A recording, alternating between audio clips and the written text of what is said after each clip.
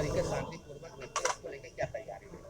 जनपद में बड़े पैमाने पर दुर्गा पूजा में रामलीला के और रावण दहन के कार्यक्रम आयोजित किए जाते हैं। उसी के दृष्टिगत कल हम लोगों ने माननीय जनप्रतिनिधियों के साथ और जो यहाँ पर केंद्रीय दुर्गा पूजा समिति है उनके पदाधिकारियों के साथ मीटिंग की। मीटिंग में एसएसपी सभी हमारे वरिष्ठ अधिकारीगण उपस्थित रहे और हम लोगों ने ये कवायद जो है लगभग 15 दिन पहले शुरू की थी, जहाँ पर पहले थाना लेवल पे मीटिंग, फिर तहसील लेवल पर मीटिंग और अंततः कल हम लोगों ने जनपद स्तर पे मीटिंग की।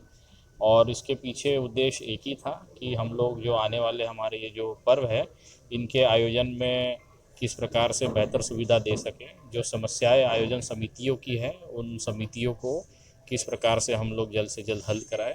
तो अधिकांश जो बातें हैं कल ऑलरेडी रिजॉल्व हो चुकी थी। जो कुछ समस्याएं कल बताई गई है उस पर कार्य चल रहा है। आयोजन शुरू होने से पहले हम लोग सभी मुद्दों को रिजॉल्व करा लेंगे। सर, निर्माण कार्य भी चल रहा है, विकास का कार्य भी चल रहा है।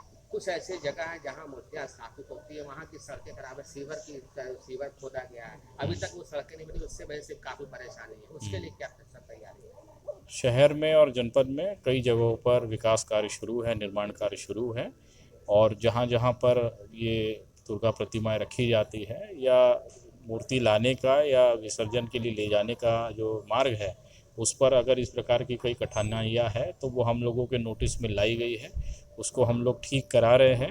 यद्यपि जहाँ पर भी निर्माण कार्य चल रहा है कुछ दिनों के लिए उसको विश्राम दे करके आयोजन कराया जाएगा। आज भी इसी प्रकार का एक इशू हम लोगों ने मौदाहा क्रॉसिंग के पास में रिजॉल्व कराया है, जहां जल निगम कार्य शुरू चल रहा था। कल भी रुदौली में इस प्रकार का एक कार्य रिजॉल्व कराया है।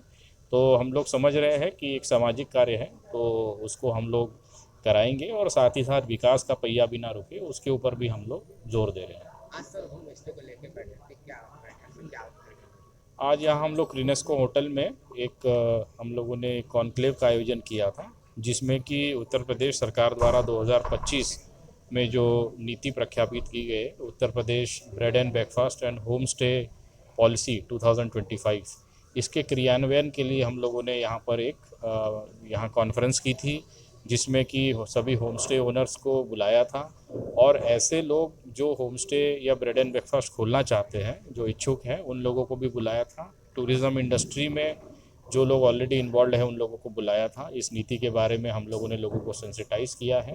जल्द से जल्द अपने आप को रजिस्टर करने के लिए भी हम लोगों ने लोगों से अनुरोध किया है और जो भी रजिस्टर करेगा अगर उसके डॉक्यूमेंट्स कंप्लीट है तो विद इन 30 डेज़ हम लोग उसको रजिस्ट्रेशन का सर्टिफिकेट देंगे।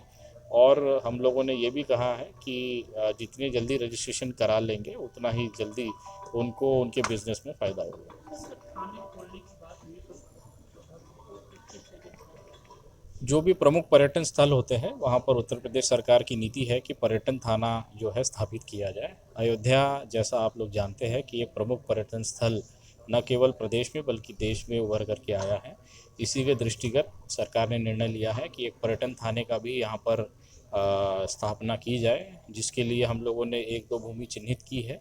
जैसे ही उसके ऊपर फाइनल होता है तो हम लोग वहाँ पर थाना स्थापित करने के लिए अग्रिम कार्रवाई करेंगे।